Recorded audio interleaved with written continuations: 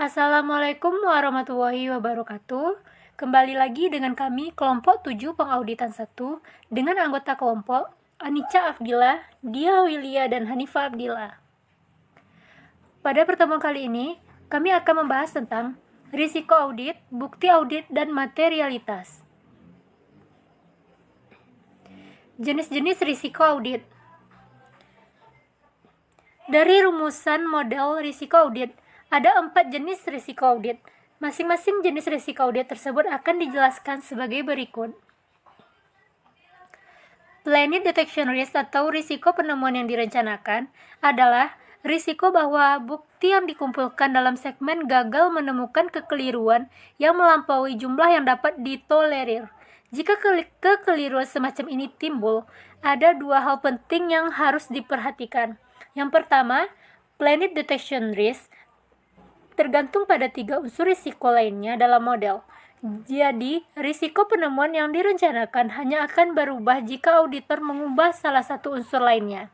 Yang kedua, planned detection risk menemukan besarnya bukti yang akan dikumpulkan. Hubungan antara planned detection risk dengan bukti berbanding terbalik jika nilai risiko penemuan yang direncanakan diperkecil. Berarti, jumlah bukti yang harus dikumpulkan auditor dalam audit lebih banyak.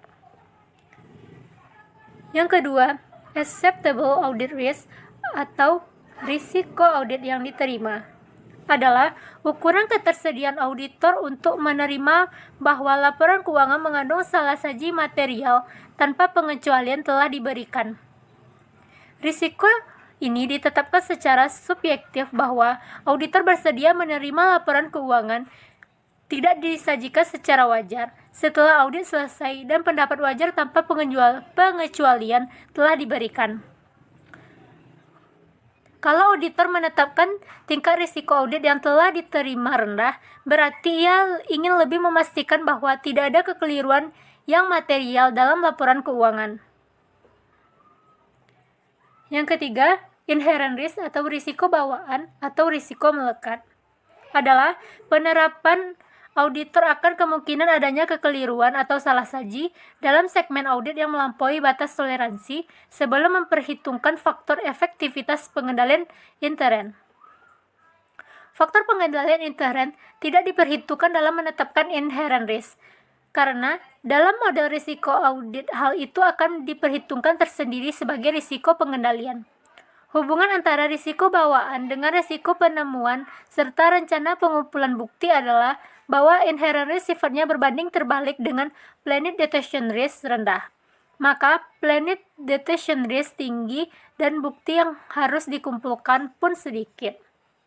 Yang keempat, control risk atau risiko pengendalian adalah ukuran penetapan auditor akan kemungkinan adanya kekeliruan atau salah saji dalam segmen audit yang melampaui batas toleransi yang tidak terdeteksi atau terjaga oleh struktur pengendalian intern klien. Risiko pengendalian atau control risk mengandung unsur. Yang pertama, apakah struktur pengendalian intern klien cukup efektif untuk mendeteksi atau mencegah kekeliruan? Yang kedua, keinginan auditor untuk membuat penetapan tersebut di bawah nilai maksimum 100% dalam rencana audit. Misalnya, auditor menyimpulkan bahwa struktur pengendalian intern yang ada sama sekali tidak efektif dalam mencegah atau mendeteksi kekeliruan. Menilai risiko. Risk assessment, penilaian risiko adalah metode yang sistematis untuk menentukan apakah suatu organisasi memiliki risiko yang dapat diterima atau tidak. Penilaian risiko merupakan inti dari setiap audit, di mana kebanyakan audit yang dilakukan saat ini menerapkan risk-based audit. Penilaian dari risiko itu sendiri menjadi dasar dari prosedur-prosedur yang dilakukan dalam audit. Begitu pentingnya penilaian risiko ini, sehingga penilaian risiko ini diatur dalam Standar Audit Nomor 315 tentang pengidentifikasian dan penilaian risiko kesalahan penyajian material melalui pemahaman atas entitas dan lingkungannya.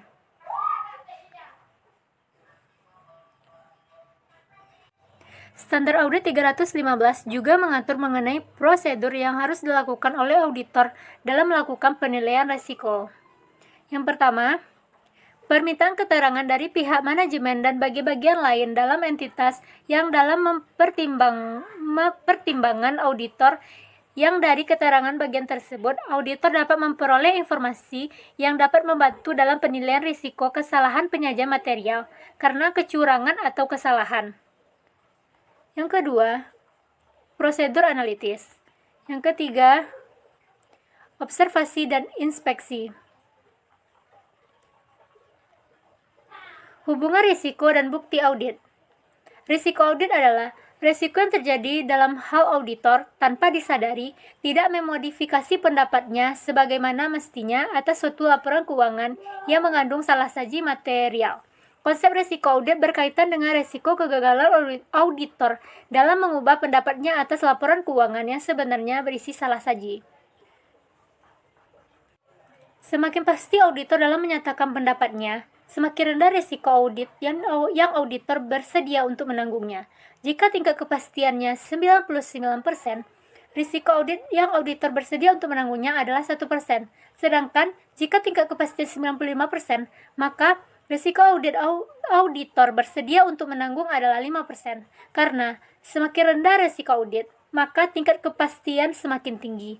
Sehingga bukti audit yang diperlukan untuk mendukung tingkat kepastian tersebut semakin banyak. D. Faktor yang mempengaruhi risiko audit. Yang pertama, ketergantungan pemakaian eksternal.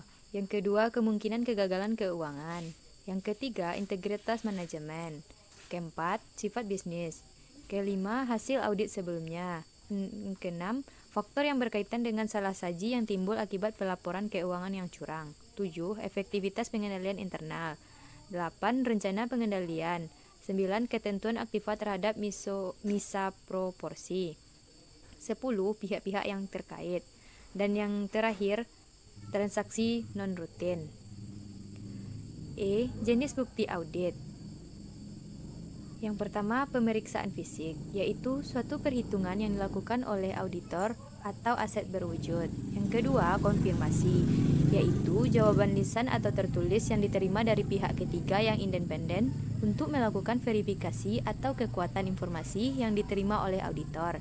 3. Dokumentasi, yaitu pemeriksaan auditor atau dokumen-dokumen dan catatan klien untuk membuktikan informasi yang harus atau sebaliknya yang dimasukkan ke dalam laporan keuangan. Yang keempat, proses analitis, yaitu menggunakan perbandingan dan keterkaitan untuk menilai apakah saldo atau akun atau data lain yang muncul telah disajikan secara wajar dibandingkan dengan perkiraan auditor. Kelima, tanya jawab dengan klien. Diperolehnya jawaban tertulis atau informasi dari klien sebagai jawaban atas pertanyaan yang diberikan auditor. 6.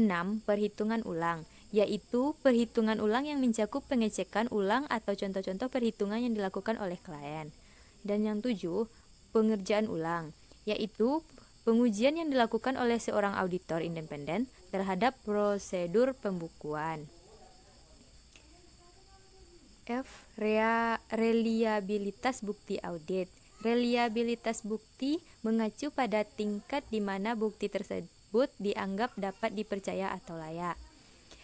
Karakter reliabilitas bukti audit yaitu yang pertama, independensi penyedia bukti, yang mana bukti yang diperoleh dari luar entitas lebih dapat diandalkan dibandingkan dengan bukti yang diperoleh dari dalam entitas. Yang kedua, efektivitas pengendalian intern klien, yaitu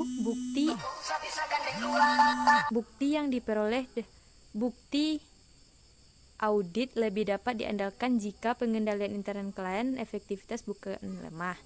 Yang ketiga, pengendalian langsung auditor, yaitu bukti audit yang diperoleh langsung auditor melalui pemeriksaan fisik, observasi, penghitungan ulang, dan inspeksi akan lebih dapat diandalkan ketimbang informasi yang diperoleh secara tidak langsung. Yang keempat, kualifikasi individu yang menyediakan informasi.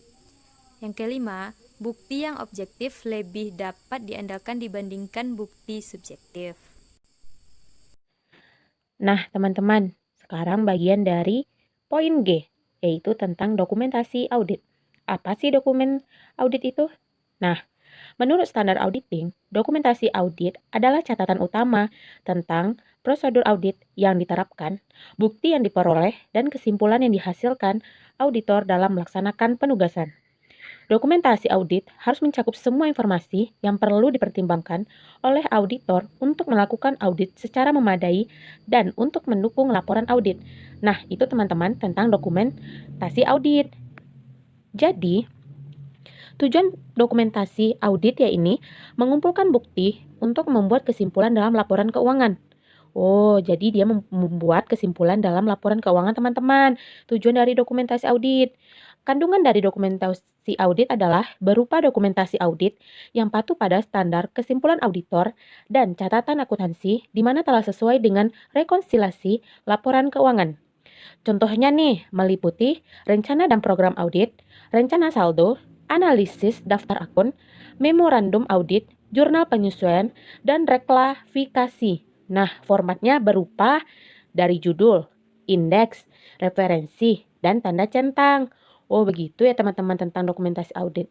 Nah, selanjutnya ini ada juga kita poin H, yaitu pertimbangan materialitas. Nah, sebelum kita masuk pertimbangan itu, tentang materialitas, apa sih materialitas itu? Materialitas merupakan dasar penerapan standar auditing, terutama standar pekerjaan lapangan dan standar pelaporan.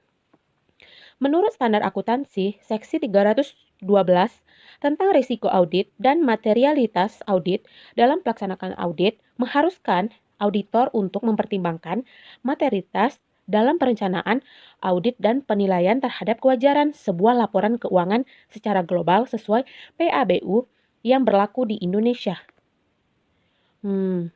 Nah, pertimbangan awal tentang materialitas adalah pertimbangan kuantitatif dan kualitatif. Pertimbangan kuantitatif di mana berkaitan dengan hubungan salah saji dengan jumlah kunci tertentu dalam laporan keuangan.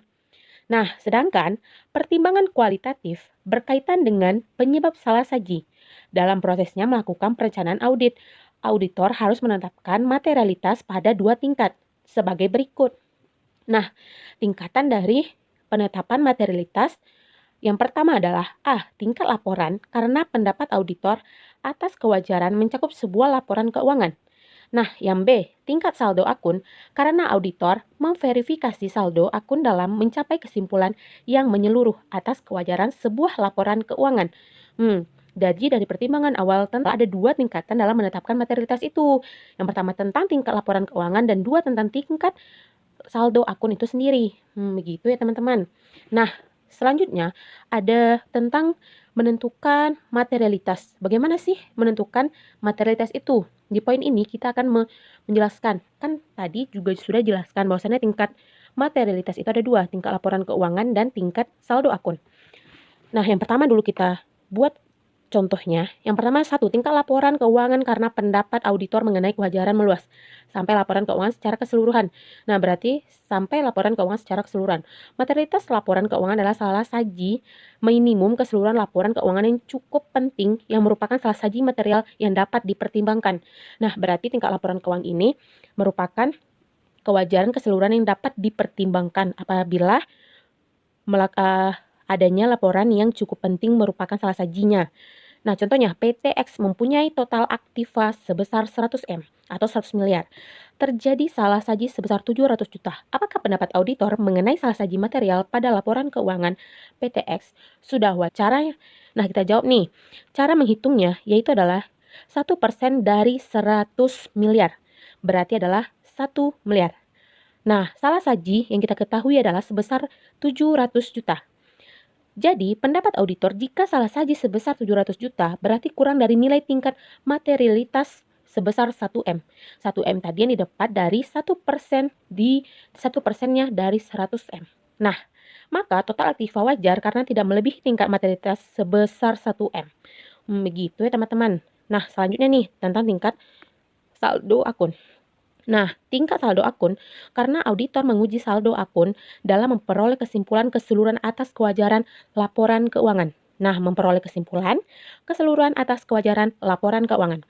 Materialitas saldo akun adalah salah saji minimum yang dapat muncul dalam saldo akun hingga dianggap mengandung salah saji material yang masih bisa ditoleransi.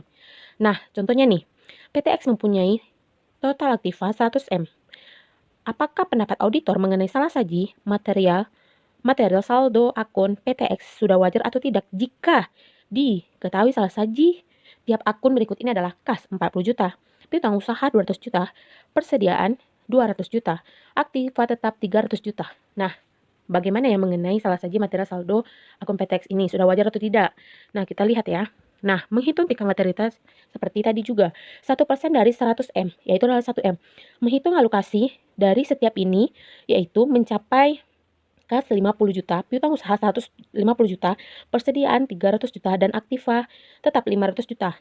Nah, itu dia teman-teman.